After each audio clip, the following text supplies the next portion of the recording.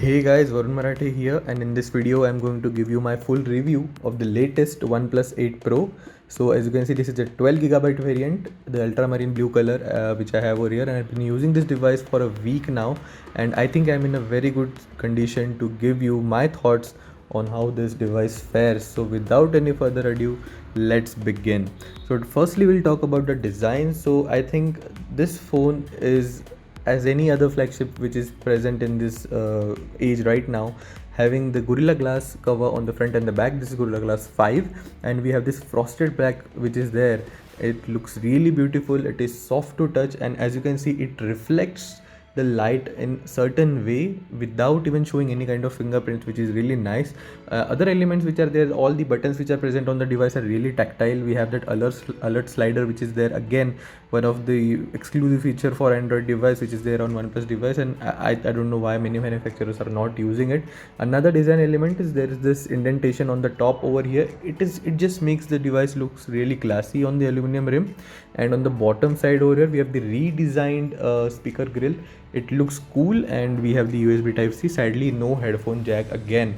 All in all, the phone does feel really premium in hand, and because of this soft touch glass on the back, it gives it a very different kind of premium feeling which we are not used to in any other device.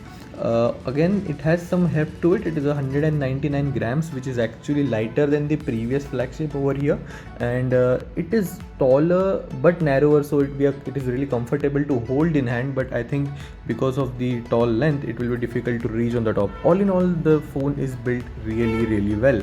The next thing that I'm going to talk about is the display. Now this phone is having 1440p display, which is Super AMOLED made by Samsung, and it is capable of 120 Hz refresh rate with 240 Hz of touch sampling.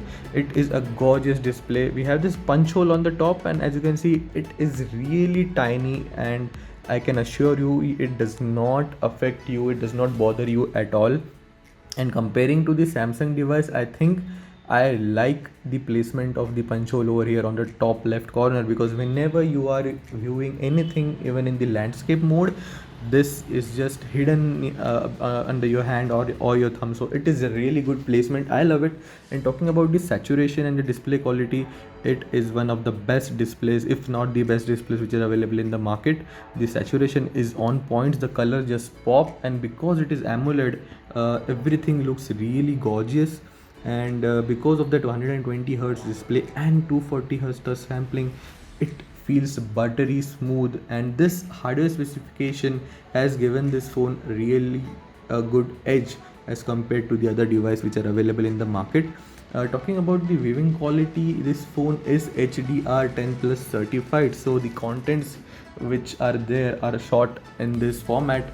We can see them. The only problem is, for some reason, these apps do not go full screen. So as you can see on the left corner, there is that bar, and we are just not able to make this app full screen. But overall, if you see, viewing experience on this device is going to be fantastic, because this display is one of the best that is available in the market, and you certainly won't be disappointed. As you can see over here, we also have certain specifications and certain features that can be altered over here. They give us the ability to change the refresh rate and the resolution. So if you want to have longer lasting battery, we can actually put the display on 60 Hz. And also, this is what I was talking about. In the app section, there is no app which is shown which we have to push to full screen. So apps such as Netflix or Amazon Prime just do not go full screen, and these are some features which are available for your video, where you can actually give it a more vivid shot. And the motion graphics smoothing, which is a hardware chip which is installed, and in the supported app, it actually increases the frame rate of the video which you are playing and making it more smoother. I just showed you that Harry Potter video, and it does look good in my opinion, but it's a personal choice. We have the very new 48 megapixel sensor, main sensor. We have also 48 megapixel ultra wide sensor, which is the largest megapixel count ultra wide sensor I've ever seen or heard.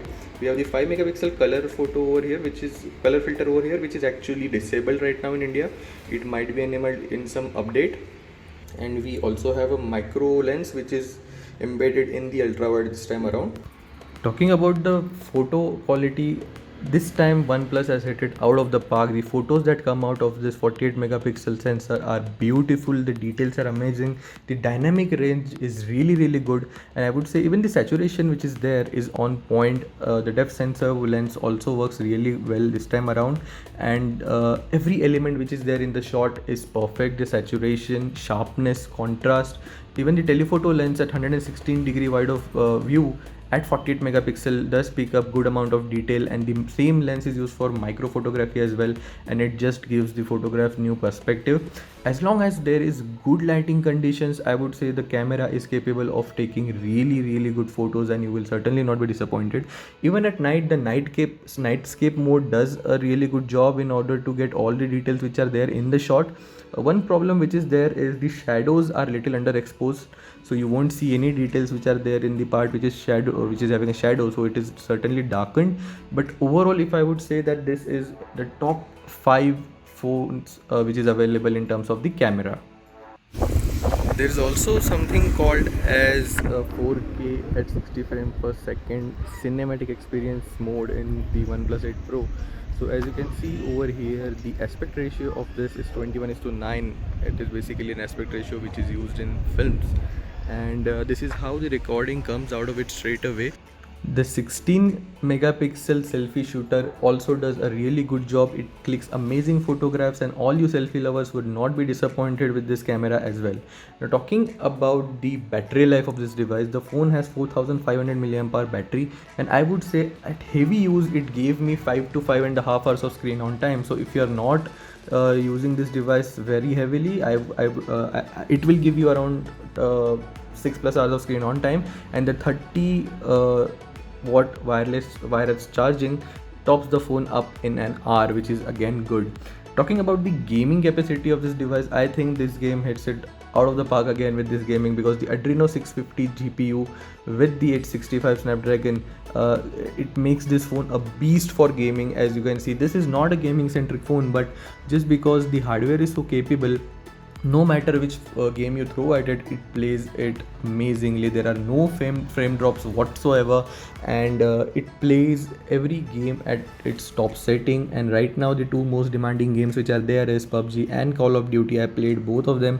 If you haven't seen the video, there is a dedicated video for both.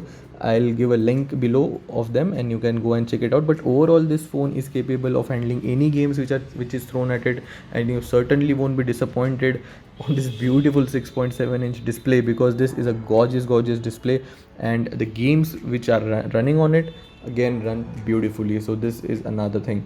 The last but not the least is the software part. So this phone runs on Oxygen OS 10.5, which is based on Android 10. Now this is one of the best skins which is available outside of stock Android. I would say it is very close to stock Android. It provides us multiple options to customize the device according to your own use case scenario, right from selecting the type of screen you want with the advanced setting which are available, so that you can set the calibrate the skin according to your requirement. And all these things makes this skin really user friendly. I would say user friendly and customizable, which Android is all about. And it is really snappy. As you can see this time around, from the home screen, when you swipe on the left, you get the Google feed. So this is again a really good touch, and it is extremely snappy. At 120 Hz you will feel the smoothness every single time you hold this device and scroll anything. And scrolling is the thing that we do most of the times, and at this 120 Hz I would say you will fall in love with this display, and you can't just stop scrolling. You are in Facebook, you're in Instagram, you won't be able to stop scrolling. So definitely it's one of the best features. And if we compare it to the Samsung S20 series, you can have that display at 120 Hz but not on Quad HD. So this feature which is provided by OnePlus at Quad HD, you can set the device at 120 Hz. It is gorgeous. And all in all, I would say guys that this is a really well built device. It's an all-round flagship, and considering the price point at which it arrives, which is 55,000 for the 8GB and 128GB variant, and 60,000 for the 12GB and 256GB variant, I think this is a really all-round complete flagship which is available. And I would definitely suggest you to go for it without any doubt. And yeah, this was my full review of this device, guys.